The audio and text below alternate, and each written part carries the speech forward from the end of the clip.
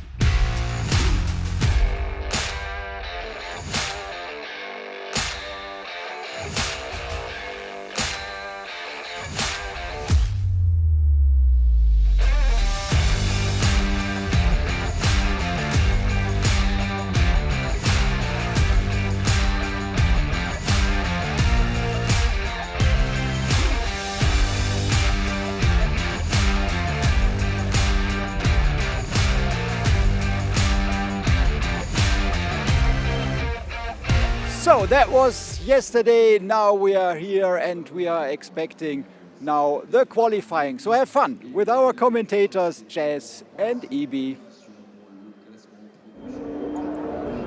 Thank you very much, Chris. Yes, good morning, everybody. Welcome back to the Bugatti circuit here at Le Mans. My name is Chaz Draycott, and I'll be with you for all of this afternoon, all of today's action. To be honest, we have a qualifying session which is just about to get underway. Then we have Super Pole, where the top 10 will all go for a quick shootout to see who gets their respective grid positions in the top part of the field. And then, of course, we'll have two more fantastic races. We had plenty of battles, plenty of action yesterday in very differing conditions. The first race was a little bit cooler than the qualifying session was that took place in the morning. Drivers were saying that the circuit was getting a little bit more slippery and a little bit more difficult to navigate.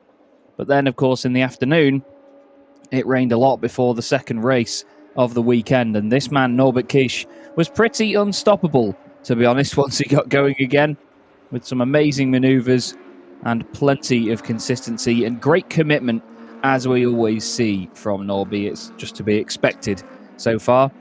That's the man that finished in second place yesterday, Adam Lacho. He was leading most of the race after overtaking Stefan Fast due to a mistake by Stefan, but unfortunately was not able to hold on to it until the end of the race.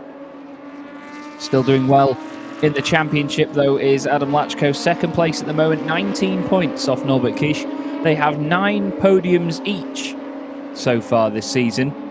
It just so happens, though, that 7 of those are race wins for Norbert Kish. Adam Lacho has 1 to his name this season, which he scored at Zolder. And we have Chris down there with an interview for us. Yeah, Jan Kalivoda, the team manager of Bogira. It's a special situation this weekend. 2 of your racers are not participating, but all the concentration goes on Adam Lacho because Theo Calvé and Alaya are going for the French championship. How is this? Is it complicated to manage that? Actually, it is very difficult weekend because we fight on in the 2 championship at the same time. And all drivers have the same priority because we are fighting in the French Cup in the overall championship because Theo is leading and 2 last races to become the champion. And of course we are fighting with Adam, who is holding the 2nd position in the overall championship in Europe. So it's really difficult because one session finished and the second one already started. So it's really stressful. So how you manage it? It's going back and forth between the 3 cars? We have 2 independent groups, but stressful it is for the key people who are running both let's say, categories. So it's difficult, but trying to manage. How much attention gets Adam today? Because yesterday it was a little bit difficult for him, only 10th position. It was very close for the qualifying. Yeah, yesterday was a bit stressful day as well for Adam because we come here from Zolder with the same setup, but obviously didn't work much over here. So we struggled the whole day, and over the night we tried to manage to get a new setup, which looks like it works in the warm up, but. We will see now in the Super Bowl how it's going to go, because P5 is not our target. Adam is the follower-up from Norbert Kisch. What do you think? What he can achieve? It's not too many races left. Actually, this year it's the competition is really tough because there's not only Norbert Kisch, but obviously Jochen Hahn having a struggle in the beginning of the season, but right now it's getting to the top. Antonio Albacete is up and down as well. So I think the top 5 drivers are really chasing the points, and Sasha Lenz, of course, and you never know what's going to come, because every weekend someone's have a trouble. So there are really 5 drivers fighting for the championship. Now we are looking forward to the qualifying. What will be the tactics? Yeah, tactic is simple, to be the best. But as I said, there's 500 drivers who have the same target, and only the driver can make the difference and how he's going to handle the truck. I believe Adam is really great in handling any kind of condition, because especially here in Le Mans, you have a wet condition, dry condition, wet condition, and the condition changing even during the session. So it's really difficult for every driver to adapt to these conditions. But I believe Adam will do his best to have a best position in the race. Jan, thank you very much. And now we have an interview with Adam that we made before, and let's hear what he has to say about the situation.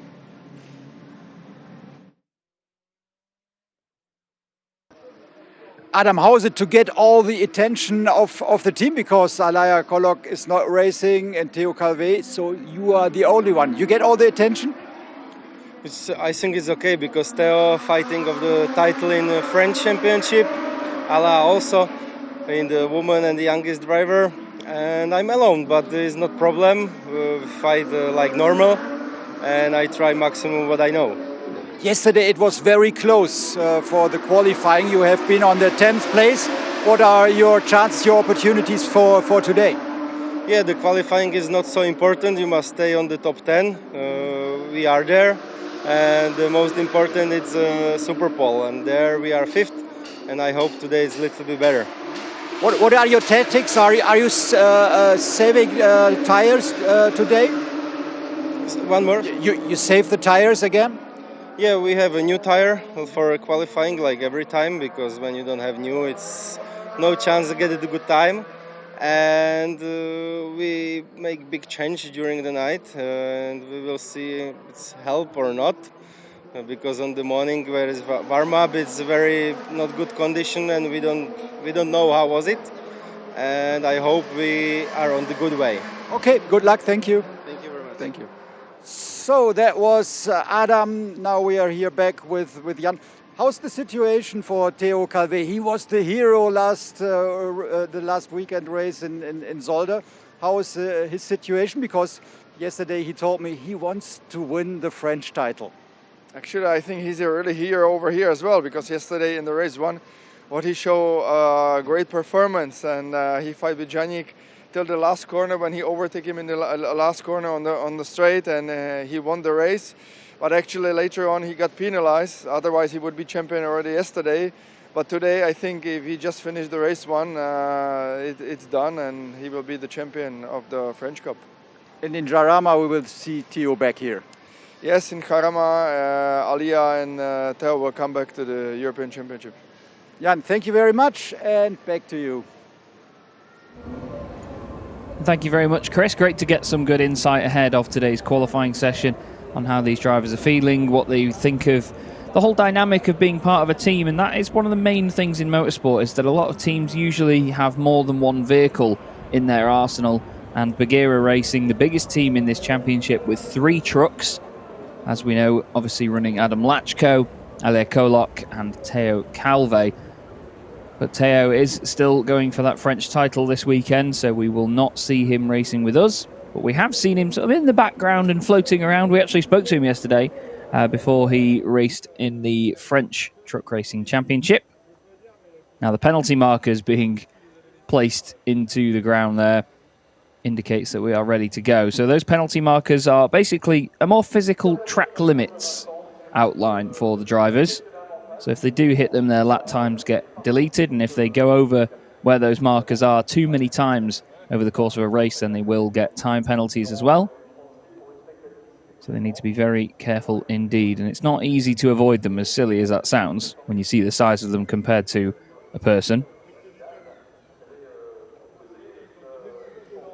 But still, these drivers have to make the most of every little bit of road that they can in the pursuit of the fastest lap. Great to see more fans out again here today. The support from the fans has been awesome this season. Obviously with the COVID pandemic making life a little bit more difficult, but still a big number of people making their way out to come and see us. And now we have trucks making their way through the pit lane. That was Jochen Hahn, Steffi Halm, and then Stefan Faas, who was on pole position for the second race yesterday thanks to the reverse grid. And there is Shane Brereton in truck 17. He's trying to go for the lead in the Goodyear Cup standings. That's for the drivers that are rated in the Chrome class. There's Titan and Chrome, basically Pro and Am. And here we are on board with Heinrich Clemens-Hecker, just creeping our way down the pit lane to the end. There's Sascha Lenz, third in the championship coming into this. 127 points now to his name. 7 podiums this season, 2 race victories. He won the very first race of the season, did Sascha Lenz.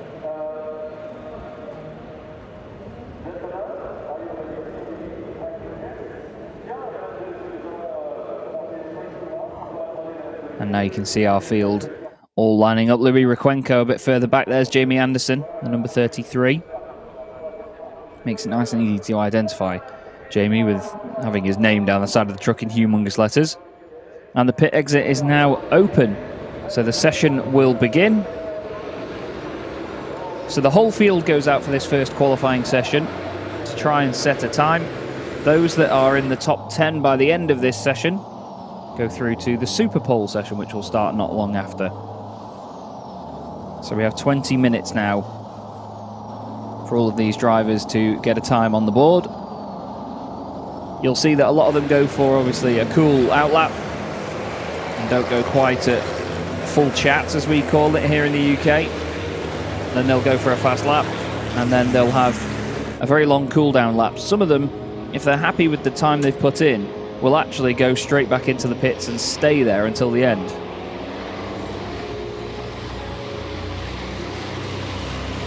At the end of the day, they're saving tyres, they're saving fuel. Some of them don't see the need for the added expense when they are already in a safe position to go through. Now, another thing to note is that yesterday we saw Antonio Albacetti's team, just there in the 23 truck, letting the water out of the tanks yesterday. Now, these trucks, they spray water onto their intercoolers through a big rail system, which is manually operated by the drivers, and they spray water onto the brakes as well to cool them down, to keep them at a good operating temperature. But obviously that water needs to be stored somewhere on the vehicle, so they have humongous water tanks hidden near the back of the body. And Antonio Albacetti's team were letting that water out yesterday after this first qualifying session ahead of Super Pole, because they knew they'd gotten through. So they do this session with all of the weight on board, and then they take some of it out to be a bit quicker in Super Pole. It's a great system. It sounds like a very simple one on the face of it, but I can guarantee you that not everybody has thought of that. Big slide by Adam Lacho. We saw some amazing drifting by Norbert Kish yesterday. You never know, if he takes another win today, we might see more of the same. A statistic that I raved on and on and on about yesterday is the fact that this man, Norbert Kish, has won at least 2 races at every race meeting so far. He's won 1 at Le Mans so far. So he wants to win at least one of the races today to keep up that trend. He's the championship leader, not by a massive amount, 19 points back to Adam Lacho. But he leads the field around at the start of qualifying, and off he goes in the clear air. There's Lacho following along in his Freightliner. Then it's Antonio Albacete and Jochen Hahn. Steffi Halm not too far behind. Then Stefan Fass, and I believe Andre Kurzim is next up. Immense pace up there through Dunlop Curve. And there's all the steam coming off the brakes, you see. That is where they've sprayed water onto them. He will continually spray water on them to cool them down before the next heavy braking zone. Down the hill to Virage de la Chapelle. Adam Lacho probably do the same. You might see a bucket load of steam coming off the truck when he comes out of here. There's the MAN of Antonio Albacete. And the other one of the old guys behind him, Jochen Hahn. Those two had a fantastic interview yesterday when they finished P1 and P2 in qualifying.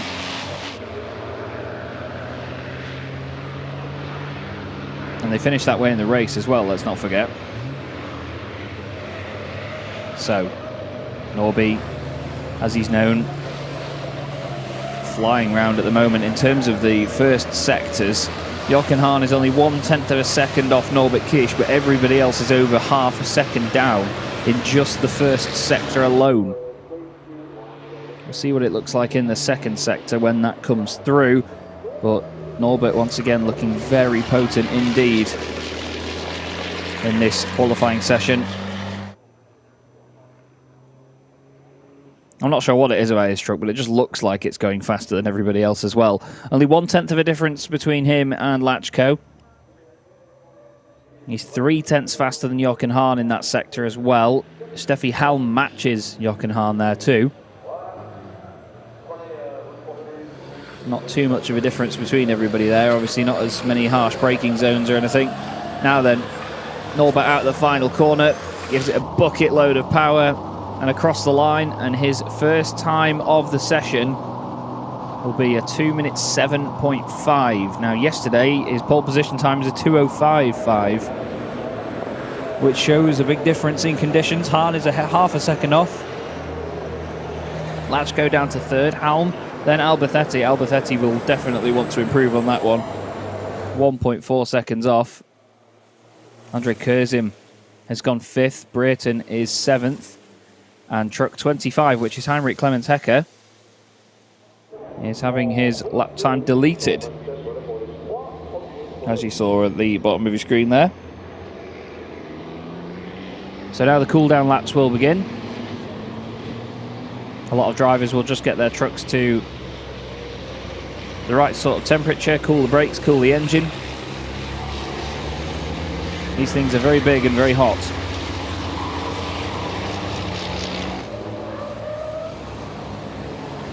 Looks to me like Jochen Hahn and Antonio Albacete are going a little bit quicker than the other guys for a second there. I think Jochen potentially trying another fast lap here. Now, Norbert Kish got a penalty yesterday in qualifying because in trying to get out of the way of Sascha Lenz, it was a little bit too late because Sascha Lenz had continued and gone into a fast lap again. Norbert had still been slowing down off the end of his lap, and unfortunately there was contact between the pair. You can still see a few drivers going for it. There's a warning for Jamie Anderson, the number 33 truck. So he's obviously been hitting some of those penalty markers on the edge of the circuit.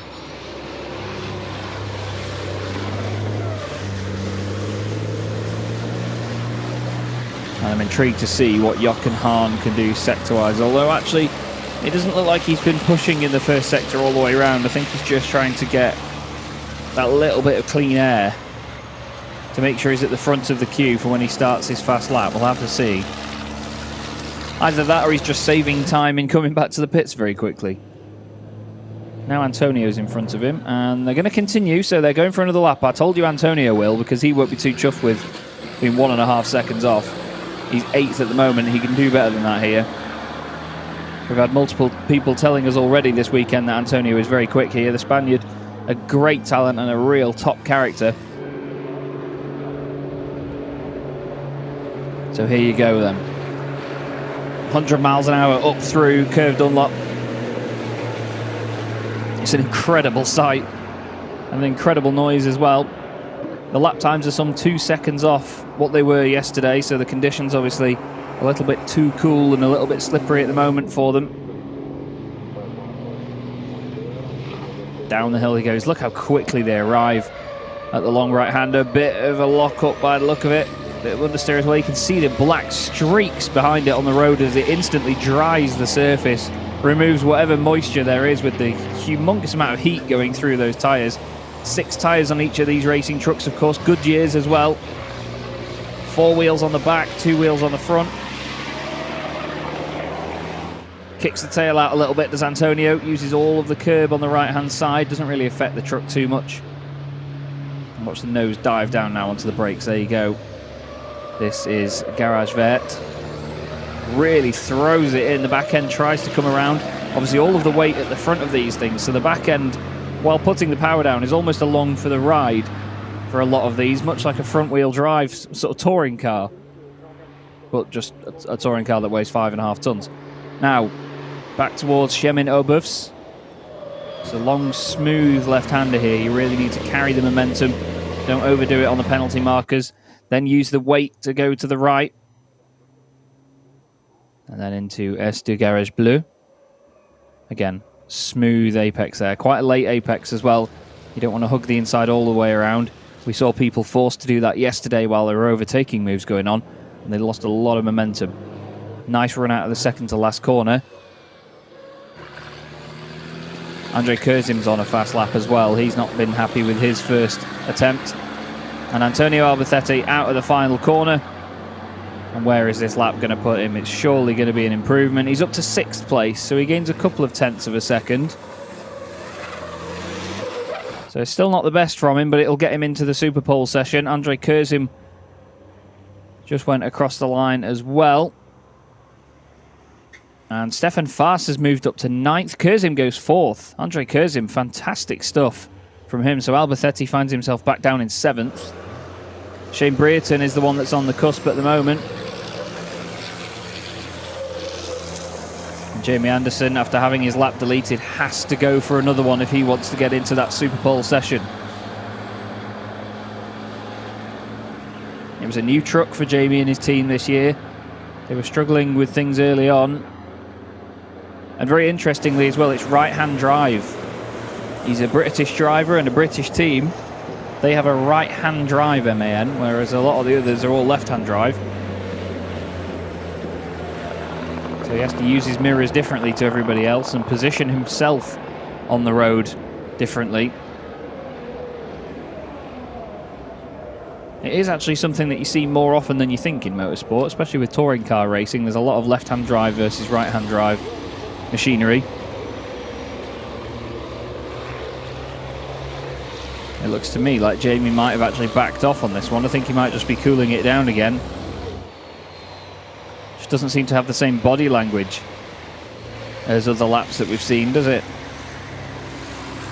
There is Luke Garrett. And he's had a black flag with an orange disc. Now that is for trucks with already racing vehicle with bodywork damage or an issue that is a potential hazard to others. Now I couldn't see any issues with that truck. I'm not sure what the situation is. And there wasn't even much smoke coming out of it either. There is a black smoke rule, as they call it, in this championship. So this is, as the sporting regulations state, any truck judged by an appointed judge of fact to be emitting any visible smoke at any time during the competition will be immediately shown the black flag with an orange circle. The final decision to show the flag will be under the responsibility of the FIA race director alone. Now, I didn't see that much smoke coming out of it. There was a little bit as he came out of the final corner. But it's all part of the championship trying to go carbon neutral. So they make sure that the emissions and that the engines are all running as cleanly as possible.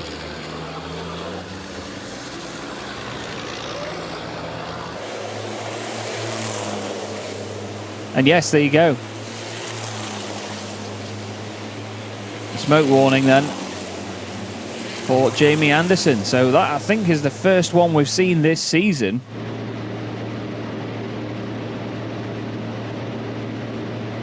And that means he's going to have to come in. So it actually says, though, if it's during practice, his times up to that point will be cancelled. So maybe it's just that he won't get any times on the board. If it's during a race, he will be allowed to restart, but that's after adjustments. And if he has to stop a second time, then he's basically not allowed back out. And there you go, there's confirmation at the bottom of the screen, which stops me speculating at least. Stefan Fast there in the pit lane with Norbert Kish behind. A number of them very happy with their times, although Stefan's on the cusp here, 9th place at the moment.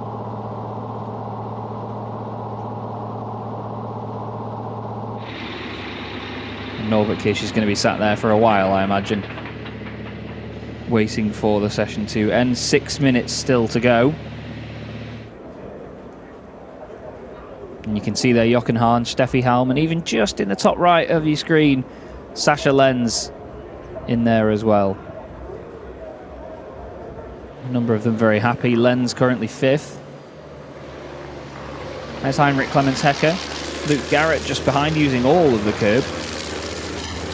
And Jamie Anderson now will have to come in, I'm pretty sure. He's got Louis Rukwenko behind him.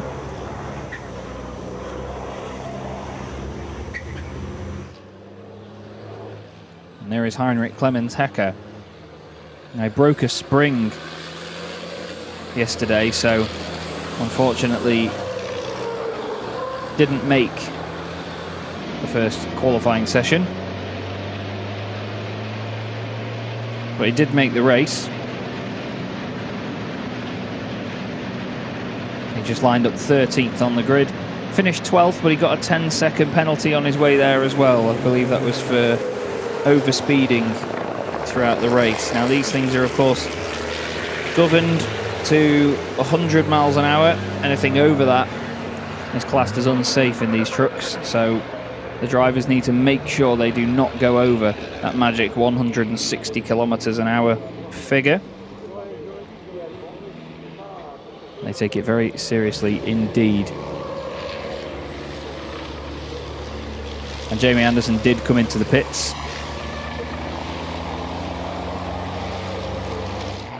So he will be hopefully getting that adjusted and sorted out by the team.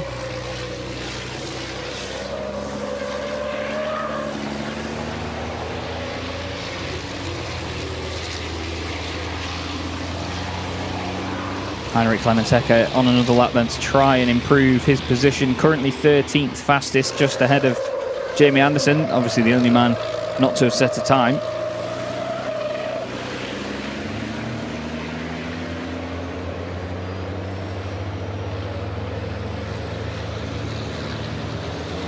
Lovely look there at some of the official decals and stickers that these trucks have to have on them in the sporting regulations. It's one thing I love, you know, I'm a huge fanatic. It's a bit sad really, but I'm a huge fanatic for number boards in championships, with vehicles all sharing the same number boards on the sides and in the same positions and so on, so they're easily identifiable by commentators such as I and fans alike. And this championship enforces that very, very well. You can see a number of them all in the same place on the truck, so you know where to look. And the numbers nice and bold and easy to read. They have them on the windscreen as well, just to make it even easier. But that then, I believe, is down to the driver's choice as what font and size and so on. There's Luke Garrett out of the final corner, sharing that truck this season with Tom O'Rourke, the MV Commercial Truck Racing machine. You can hear him actually sort of slightly lifting as he goes down the straight to not go over that 100 mile an hour top speed. And just having a look there, the steward's decision to delete one of his lap times has just come up on the screen.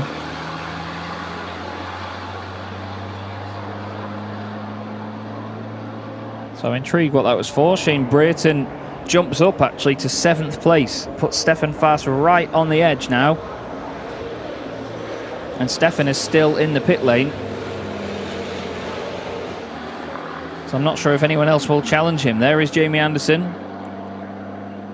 Still a bit of smoke coming out of the right-hand side of that truck. Not to get him in trouble or anything.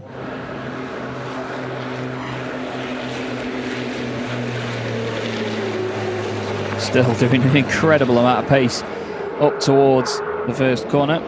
And Chris is down there with an interview for us in the pit lane. I believe Andrej Kurzim.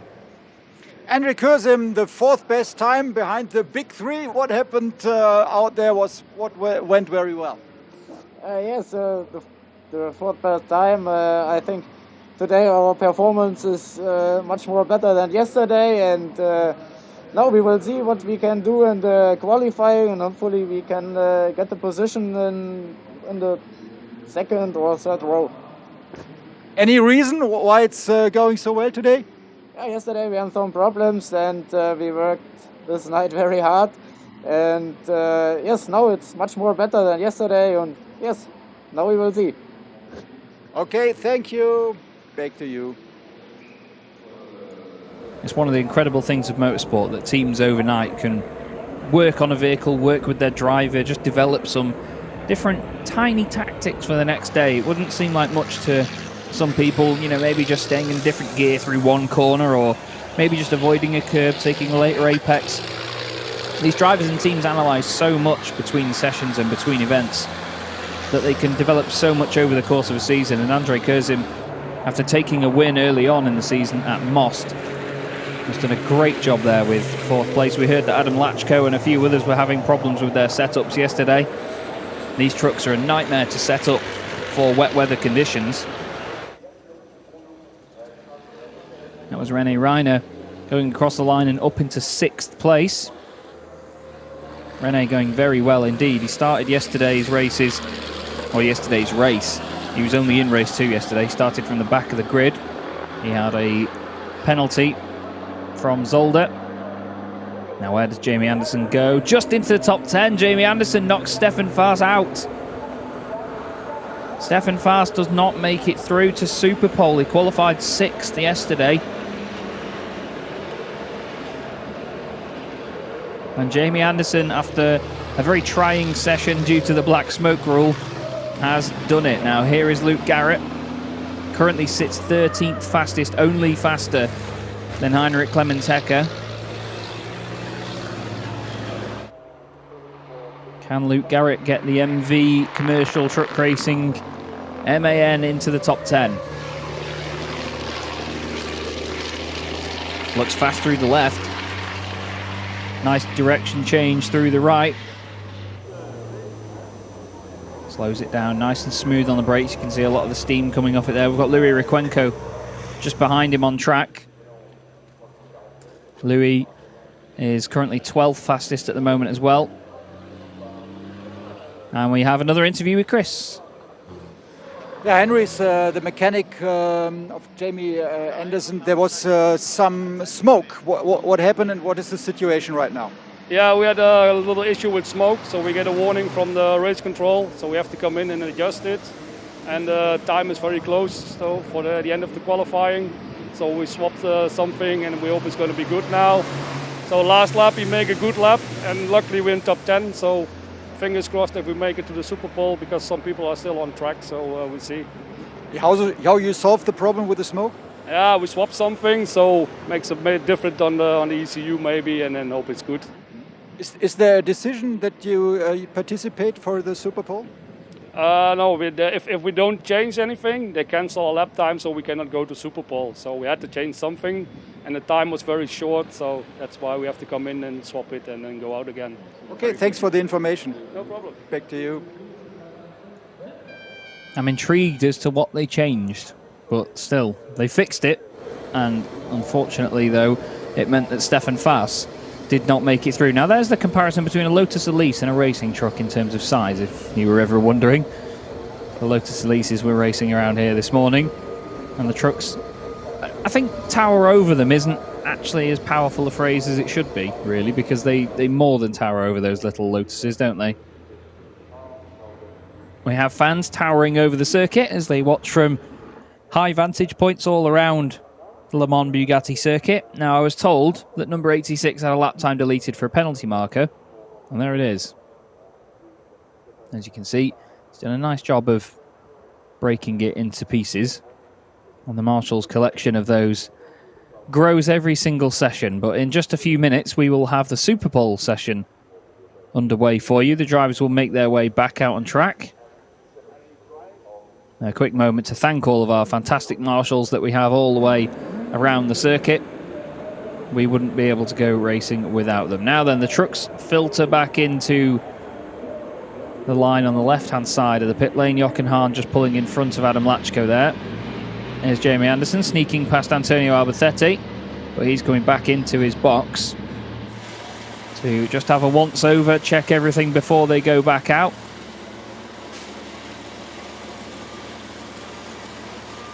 The team need to just make everything spot on for this final session of the morning.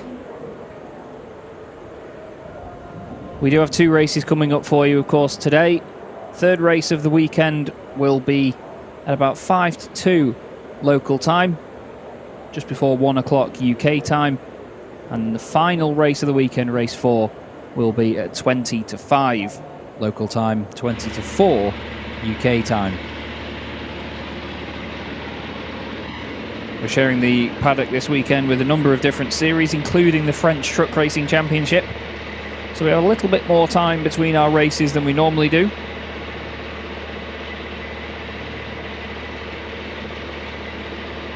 The Anderson team just waiting for something. They must have already checked everything over once, and then the pit exit will open and everyone will be good to go. There's a very brave man standing in front of Norbert Kish. I know it's his job, but even still, they're very daunting machines, these trucks. I saw the British Truck Racing Championship in person at Thruxton a month or so ago, and I can tell you they are scary bits of kit. Right then, Super Pole gets underway, and the drivers make their way round for the very first time. Norbert Kish is the man to beat for sure, but if anyone's going to do it, it's the guy behind him, Jochen Hahn. Those two are the only drivers this season that have actually scored pole positions. Norbert Kish has done it 4 times, Jochen Hahn has done it 3 times, after he inherited yesterday's pole position due to the penalty for Norby. Jamie Anderson is given the all clear, and off he goes. You can hear the fantastic noise these engines make. 13 litres, most of these engines, with great big whopping turbochargers on them that make a fantastic whistle. Listen to that. Certainly a noise that will wake you up in the morning if you're a motorsport fan. It certainly wakes me up. Even a quick sound of the horn as well in the background there. We heard Norbert using the horn yesterday when he wasn't too impressed with Sasha Lenz's defending. So these trucks, as we know, are armed with their horns still. They don't have the headlights as such low down as you'd expect. You can see Jamie Anderson's lights inside the cabin. They're at eye level to the drivers so they can see them a lot more easily. And they're these very, very bright LED units as well. So they're really piercing light coming from the cabin of these trucks.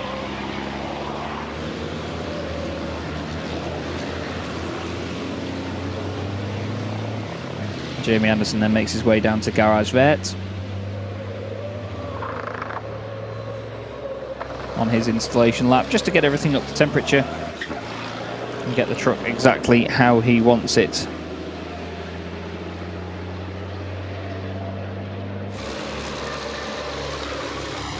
It's the insane acceleration from these things that you get to see down the straight there.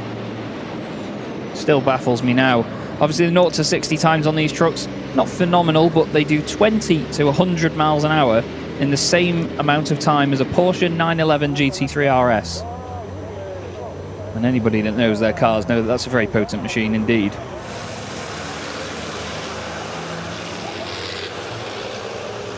So in the Goodyear Cup at the moment, Jamie is one of the guys that's really trying to fight for that one. He fell a little bit behind Shane Brereton and Teo Calve, but Shane is on 160 points, Teo 155, Jamie is on 118. His nearest rival is actually Stefan Faas, who he knocked out of the Super Pole session at the end of that last qualifying session there, so that's important for him. There's only 7 points between those two.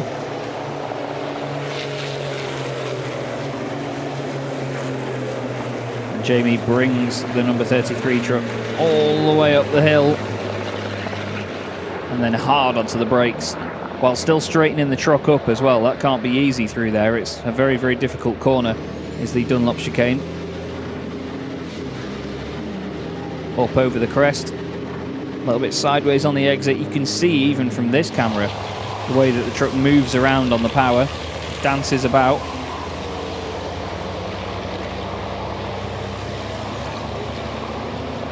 There he goes on the exit.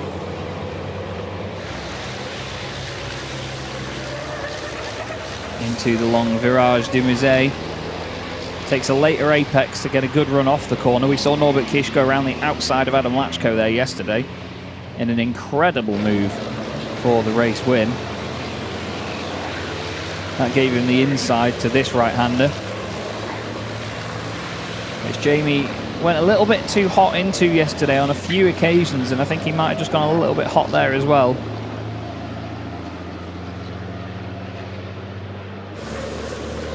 Hard on the power down the back straight. He's got Shane Brereton in front of him. Shane is in front of all of them in the Goodyear Cup.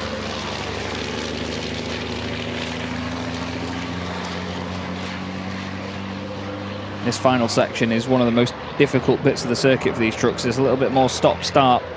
This long, flowing right-left S-bend into Virage de Raccordement. The final double right-left, the latter stage of the Ford chicane on the 24-hour layout. And it's a big improvement for Norbert Kish, a 2:06.0. That's only half a second off the qualifying time he did yesterday. Jochen Hahn currently second place with a 2:06.6. Sascha Lenz on a 2:06.8 in third place. Then it's René Reiner. Great to see René going well. Kurzim fifth, Alberthetti sixth, ahead of Halm, Brereton, Lacho and Anderson. Lacho is a big surprise down there in ninth. He must have made some sort of mistake on his lap, because we know that he is capable of more than that. But it's Kish and Hahn battling for pole position once again here at Le Mans. Now they have 4 minutes to go. A fast lap around here is 2 minutes. So if they're going to put in another quick lap, they need to get on with it and do that now, really. We've got blue flags out for everybody at the moment. Antonio Alberthetti, by the look of it, was trying to make his way through there, and Lacho goes across the road. I don't think Antonio was on a fast lap. I just think that he's trying to get around quickly and get into some clear air as soon as possible. There's Shane Brereton going around the outside of René Reiner. This is the moment where all the drivers try and filter back into place now.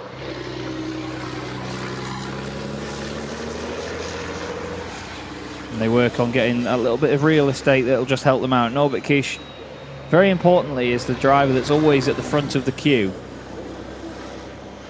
in these qualifying sessions, and it certainly looks like it helps him out a lot.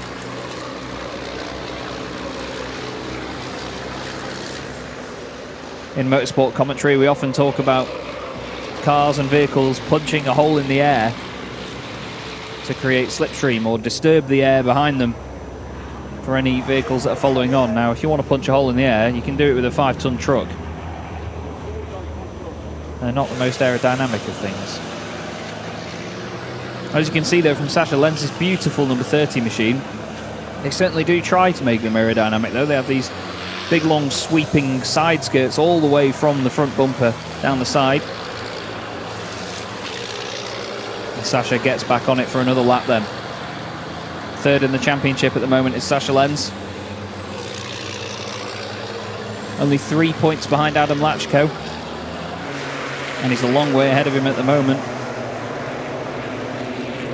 In terms of this qualifying session,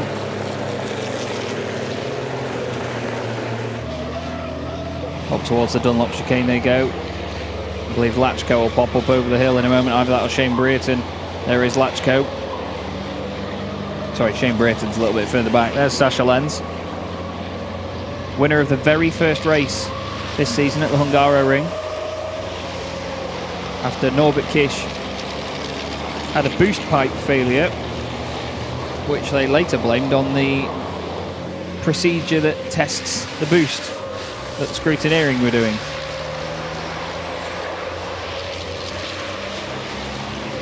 Sascha Lenz looking nice and smooth around the long left-hander there. He's going for his first pole position of the season.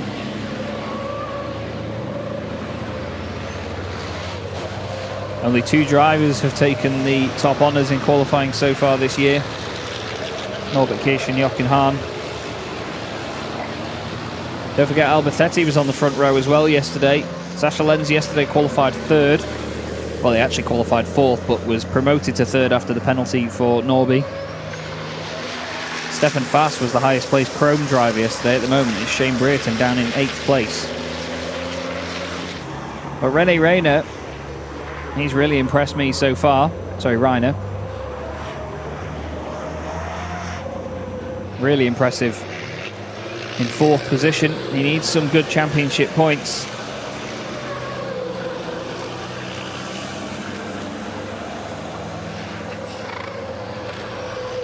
Currently has 17 points to his name, does René. Coming into this, he was 11th in the championship. So across the line they go then. Improvements from Sascha Lenz, who goes 2nd fastest. Adam Lacho only goes up to 7th. So Adam doesn't improve by much. He's going to have a lot of work to do, and the checkered flag will come out any moment now. And there we go. So Lacho will really have to work hard in the first race of the day by the look of it, but Norbert Kish, it seems, has bagged himself another pole position, his 5th of the season. Jochen Hahn down to 3rd place. Looks to me like he's still going for it, actually, does Jochen? I think some of these guys want to get those final laps in. That to me looks like a Jochen on the move.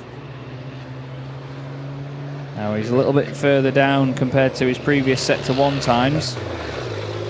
Takes it in nice and deep through the first of the 2 right apexes. Maximises the run on the exit. Yeah, that to me is a man on a mission. Such a lovely guy as Jochen, but such a fierce racer. A bit of the bodywork is sort of flapping away on the left-hand side of his truck, actually. The front left there, seemingly just poking out. Carries some great speed through that middle sector there. He's not actually going as quickly as Kurzim or Alberthetti, who are both on fast laps as well. Alberthetti's going very quickly. In comparison to Hahn, anyway, I'm not quite sure what it's like compared to the pole time, because those sectors have now disappeared that Norbert Kish has continued on his way. So let's see what Jochen Hahn can do then. He's got to do better than a 206.6. Pole position's a 205.9. What does Jochen do? He does not improve. It's a 207.5. Alberthetti goes up to 5th place though. Displaces Andrei Kurzim. So Alberthetti with that final lap gets another position. And unfortunately for Jochen Hahn, he could not force the Iveco S-Way to do what he wanted it to do. Norbert Kish has strangely continued on and not come into the pit lane. As all the drivers now sound their horns to show their respect for the fans and give them a show, because, I mean, at the end of the day, in motorsport, there's no better showman than the truck racing drivers, I must say. It's a bold statement, but I'll stick by it. These guys are all incredibly proud of what they do. There's a fantastic community behind it all. The hashtag One Truck family that we all know and love.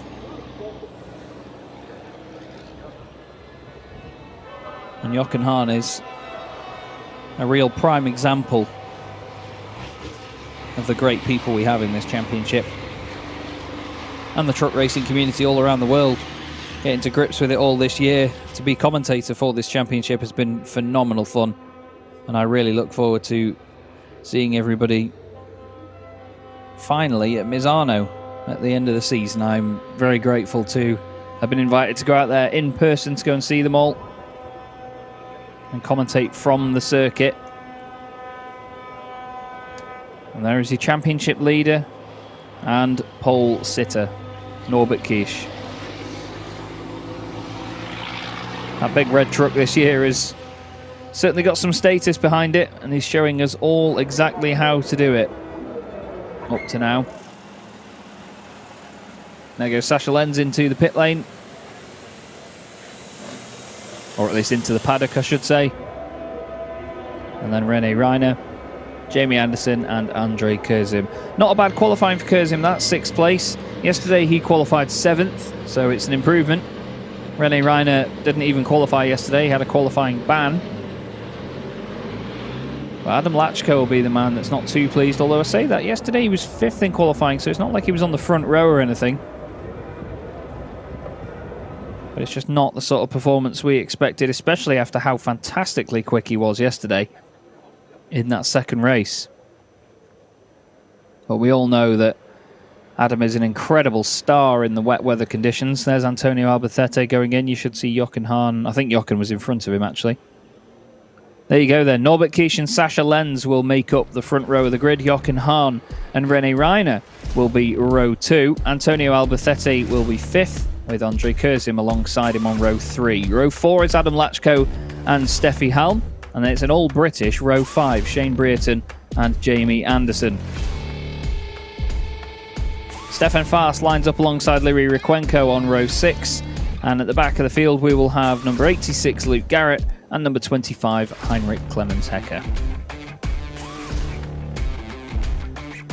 But another dominant performance by Norbert Kisch, and that is really the story of the season, isn't it, to be honest? He may have had his little bits of trouble here and there and penalties and incidents and whatever else, but Norbert is always up there. He always comes back fighting no matter what goes against him. And I think maybe this man, Jochen Hahn, doesn't have it as easy as he thought he might have done over the last few seasons. Like I say, 6-time champion is Jochen Hahn, looking for his 7th title. And I think in the last 10 years or so, if Jochen hasn't won the title, he's finished 2nd in the championship. So shows you just how incredible this driver is. It's a new Iveco S-Way though this time round for Jochen, so it's a bit of an installation season for that truck to see what he can make of it and see what improvements can be made along the way.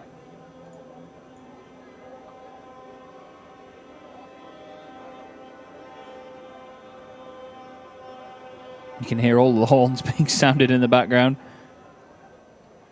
Sounds absolutely fantastic, doesn't it? The marshals now taking a bit of time just to chill slightly.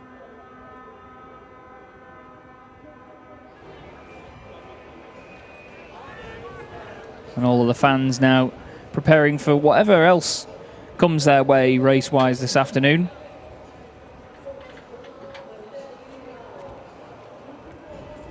They have a jam-packed programme of action for them this weekend. Machines of all shapes and sizes. But I can't tell you enough how much it has been great to get all the fans back out. We went so long without any fans at these circuits.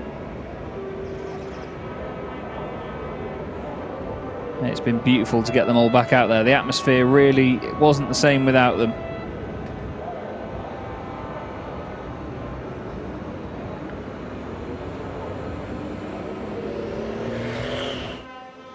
You can hear some of the trucks now making their way out for the French Truck Racing Championship, which have one of their races coming up.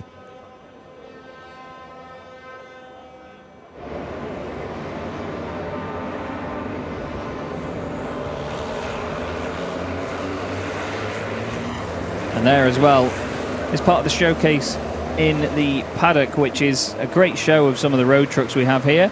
We actually have an interview now with Chris, who I believe is with Sascha Lenz. Sascha, what a strong performance. Was für eine starke Vorstellung von Ihnen. Platz 2, was ist da so richtig gut gelaufen? Die erste Runde habe ich noch geguckt, ob wirklich die Fahrbahn trocken bleibt. Sieht ja die ganze Zeit nach Regen aus. Die war trocken und dann habe ich versucht, die zweite Runde nochmal richtig zu pushen. Gestern war ja das Problem im Nobby, dass der mir die schnelle Runde da kaputt gemacht hat. Ja, wir sind mega happy, wir sind mega zufrieden und ja, dann hat sich auch die Arbeit gestern Abend gelohnt. Was war es für eine Arbeit? Oh, first I translate. He says he's very, very happy, especially after yesterday with the incident with Nobby Kish. And he said that all the work they did last night, that they paid out. And what was the work? Was habt ihr gemacht? Was habt ihr noch verändert in der Nacht?